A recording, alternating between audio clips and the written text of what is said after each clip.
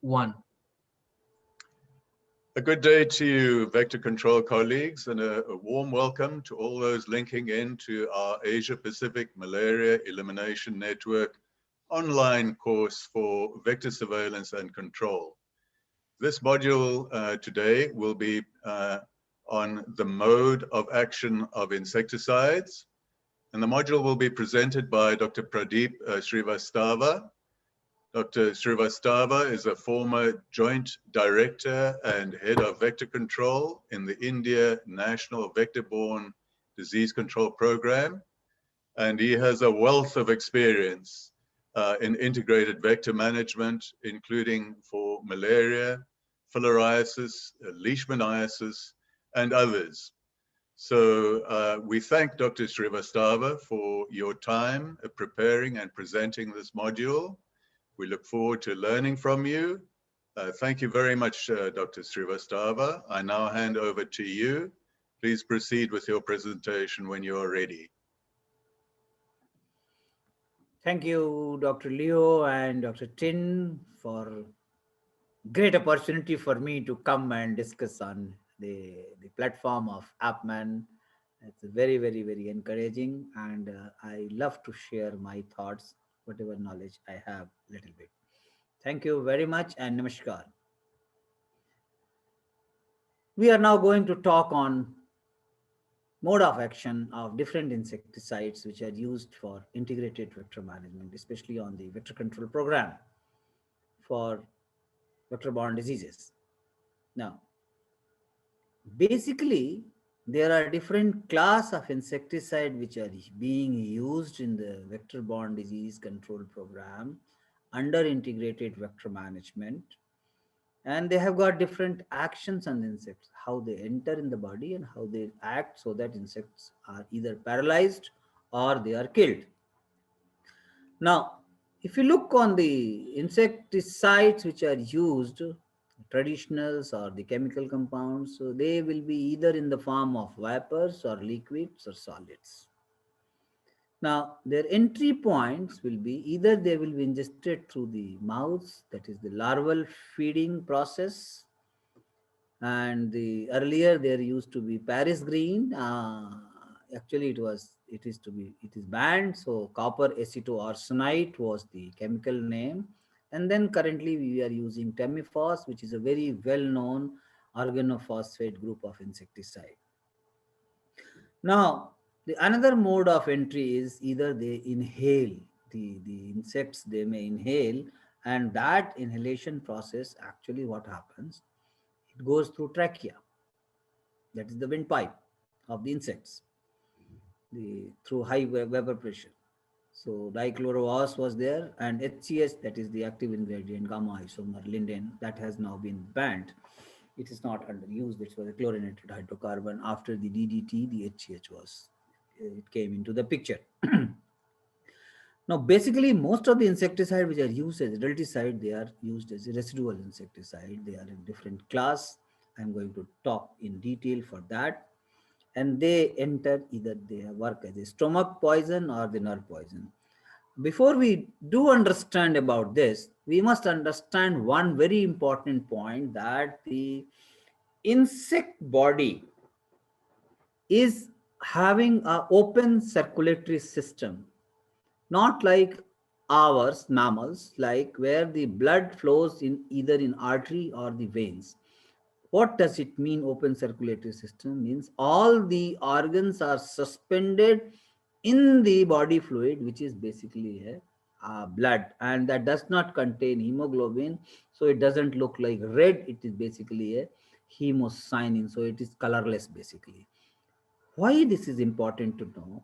Because if nervous system is suspended in the body's fluid, the amount of insecticide which gets into it immediately comes into the contact with the nervous system, and that is why this statement is very, very important to understand. Now, earlier we have been using petroleum oils. This suffocates basically, or by its narcotic effects.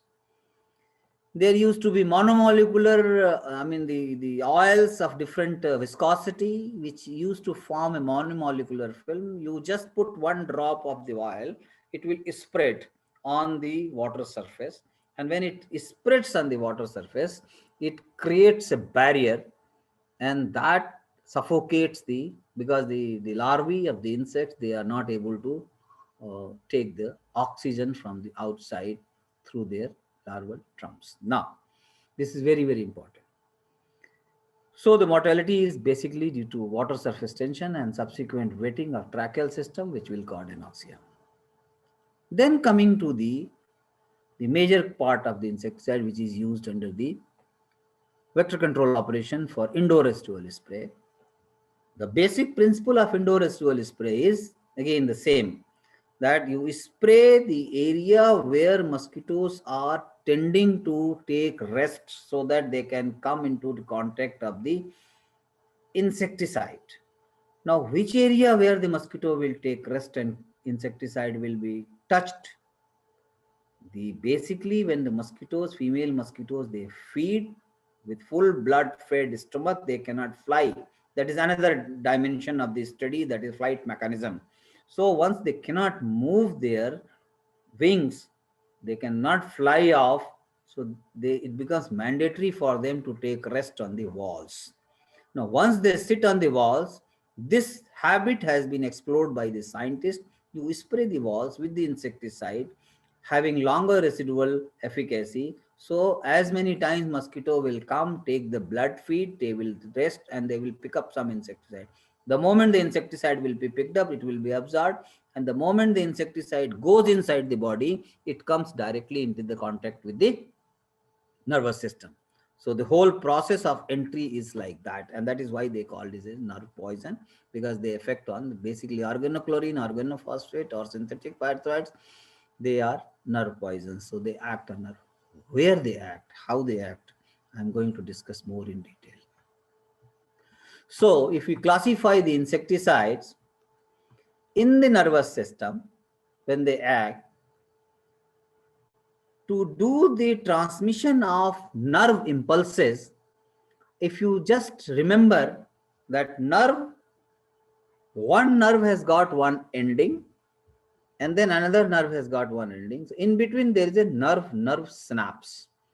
That bridge, if the nerve impulse is coming, it is to be transmitted to this. So there is a bridge. In that bridge, there is a barrier. To cross that bridge, there are some compounds which helps in taking the nerve impulse and then transfer it to here.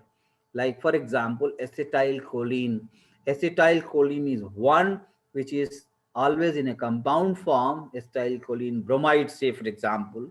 Now this will be dehydrolyzed, acetylcholine will come, the nerve impulse will be superimposed, it will come here, it will transfer, and again it will come back.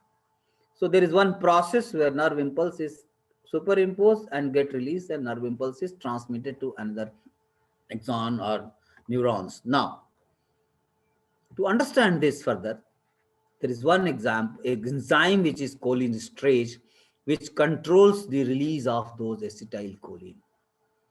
So if the control is lost on this enzyme, the regulatory control for the release will be lost.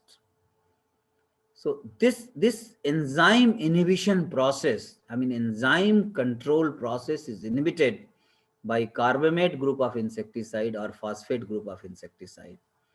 Now, what happens? The carbamate or phosphate group of insecticide like propoxur, carbaryl. Carbaryl, in fact, we have lost when Bhopal disaster case. It was 7. It was very good agriculture insecticide. And then there is another group of chloropyrifos, malathion, and diazinon. This is basically organophosphate. They cause irreversible inhibition, whereas in carbamate, the inhibition process of enzyme is reversible. Now, the another mode of nervous transmission is if there is a sodium channel. So there is a pump, there is a barrier, there is a channel gate. That is why we call it as a gated sodium channel. So that opens, the sodium are released, and then they take this impulse and then they transmit, like for pyrethroids and for DDT. So that is why sometimes it is called that they have got little similarity in their mode of action. So DDT and pyrethroids. Pyrethroid example are permethrin, deltamethrin, alpha cypermethrin, lambda cyhalothrin. There are many cyflothrin.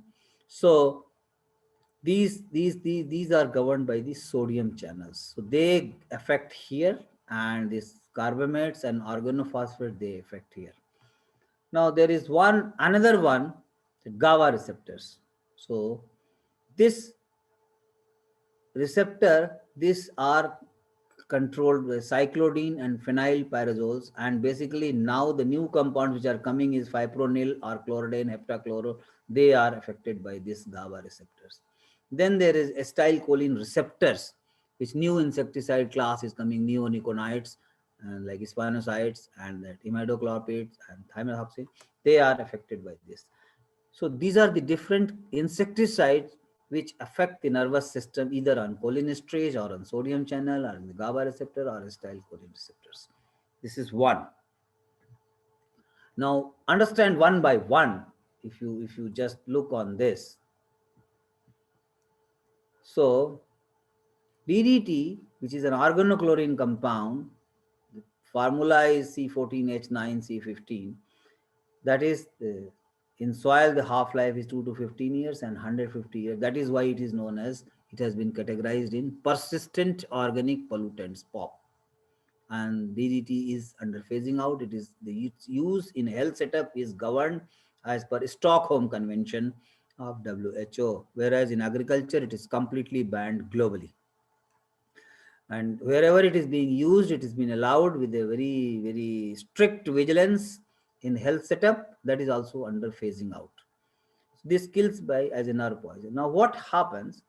This increases the flow of sodium ions through the cell membranes of neurons and insects. So the sodium ions are increased, the flow is increased, and then by opening of this channel, this sodium channel which is opened, they start sending the signals. What happens if the signal being sent? I will show you one photograph. So if the signal is more than the desired quantity is given, the receiver is confused.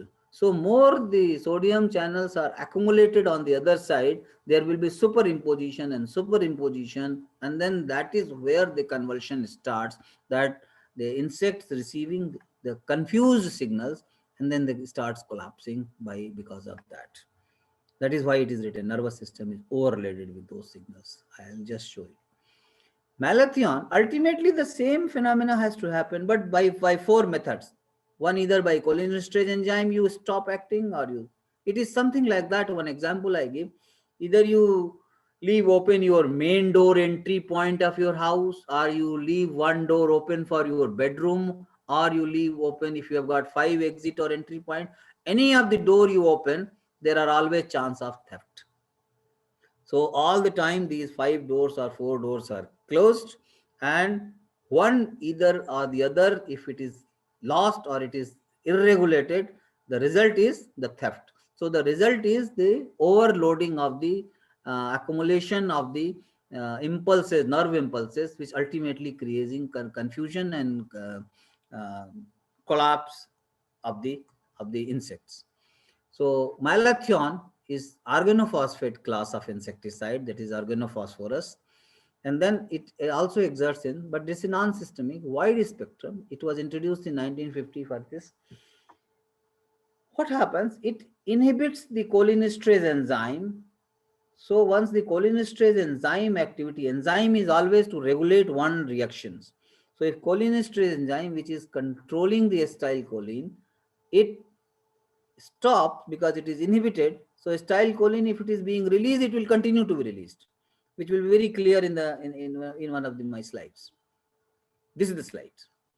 Now you see, as I told you, see, this is one acetylcholine plus acetylcholine coenzyme. Now, coenzyme works on this release of acetylcholine from its chloride or bromide form. So what happens? The acetylcholine is released, and this nerve impulse which is coming, this acetylcholine works as a vehicle it takes the nerve impulse, transmits it into the other synapse. This is one, and this is the bridge. So this synapse, acetylcholine can cross with taken nerve impulse and then transfer it here the receptors, and then again it comes back in acetylcholine. So this reaction of acetylcholine release, transferring and again dehydrolyzation, again coming to acetylcholine chloride or bromide form, this reaction has to be regulated with cholinesterase enzyme. So if cholinesterase enzyme is inhibited, then the release of acetylcholine will be irregulated, and lot of acetylcholine will be deposited here, which will block the receiving of this, and there will be convulsion, there will be confusion. The nerve impulse, one transmission will not be there, and then another one, finish, it will collapse. The same thing, there is another method for pyrethroids and DDT.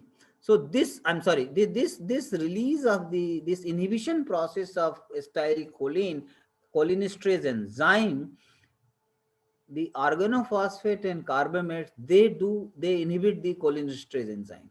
Now what happened? Acetylcholinesterase enzyme, this inhibition process is reversible or irreversible. So in case of organophosphate like malathion, it is irreversible. So it means once it is inhibited, it is inhibited forever. It means the acetylcholine will go on releasing and releasing and releasing, and it will never be reversed. So ultimately the insect dies. In case of carbamate, it is reversible.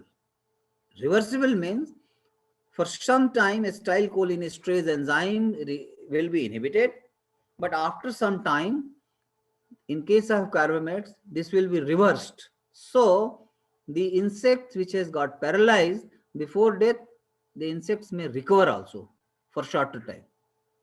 So this is one important thing, which is there is a difference between the inhibition process of cholinesterase enzyme by organophosphate or carbamates. The second mode is pyrethroid for DDT, pyrethroid and DDT, where they act as voltage gated channel sodium ions. So sodium ion also releases here, and this releases because of this insecticide, it will control here and continuous release will be there. Now what happens? They will again same process, they will release multiple dimensions, and they will go on releasing acetylcholine here, more and more and more and more pressure, and then again there will be superimposition, initially superimposition of nerve impulses, and then there will be a lot of accumulation on this side, so there will be again convulsions and final deaths. So these are basically these two mechanisms which we must understand now for this. Now, synthetic pyrethroid, there are different, this is one class of insecticide. There are two groups. One has got cyano group and one has got without cyano group. So the pyrethroid one class which has got no cyano group, that example like pyrethrin, and that basically again the same thing, they cause reversible blockade of sodium channel. Whereas the pyrethroid group, which contain alpha cyano group, they cause reversible blockade of sodium channel. So they and then the another one is that I told you that gamma anti-butyric acid, they also inhibit on that. So the mode of action again will be the same, basically release of sodium and then inhibition and then cholinesterase release, acetylcholine release, and then again accumulation, superimposition, and then again causing paralyzing and then death. So this is very, very, very important to understand this mode of action basically. Deltamethrin is one class which is under type 2, that is with alpha cyano group. They have got long lasting inhibition, that is one example like irreversible infection, and then they produce a series of repetitive, same thing, continuous repetitive superimposition of nerve impulses, and that is one photograph which I have shown that explains everything very nicely. Lambda cyhalothrin, this is again fast acting insecticide. This is 10% lambda cyhalothrin. This was the first insecticide which was produced 10% water dispersible powder. This came into the sachet formulation. This was one of the safest group of the marketing packaging. and this contain 4 cis isomer cypermethrin, but they also disrupt the voltage gated sodium channel function, and they are also in class 2, that is with the alpha cyano group. And then again the same thing, they disrupt the ion channels, and then finally accumulation, superimposition, and leading to deaths. The another one which we are using for the larvae side, that is insect growth regulator. Basically, like adult, you have to put the insecticide into the body so that nervous system is, the nerve impulse transmission is disrupted and they die. There is another way of killing of the insect, that at the larval stage, because larval stage 1, 2, 3, 4, so they mold. So the cuticle, new cuticle formulation is very, very important. That's what. So first they have to shed the cuticle, the earlier one, smaller one, and then they have to resynthesize the cuticle. Somehow, if we break this process, that resynthesis, we are stopping. So inhibition of cuticle, that's what we call it as a. And for resynthesis of the cuticle, the protein and chitin is very, very important. If we inhibit the chitin inhibitors or protein inhibitors, that is, then the skin will not be formed. And when the insect skin is not formed, everything is open for the exposure, and then the insect may not be, it will remain for some time for the in the juvenile stores, and then they will be limited. That is what it is written, that this cuticle has protein and chitin. Chitin, which is a polymer of acetyl glucosamine, it always appear with the protein. So their resynthesis, if it is inhibited, then what happens? They are the juvenile stage will continue, and they will not be able to molt, or they will not be able to form their protective integument, and then they will die. So this is basically two things which I wanted to talk on the adulticide mode of action for IRS and for the larvae side, and I believe that I have done explained in a simpler form for the students. Thank you very much. Dr. Pradeep, indeed, you have explained that very clearly to us. Very useful background to how these insecticides exert their impact on insect populations. Very useful understanding and foundation knowledge. So sincere thank you for that. Thank you, Dr. Pradeep.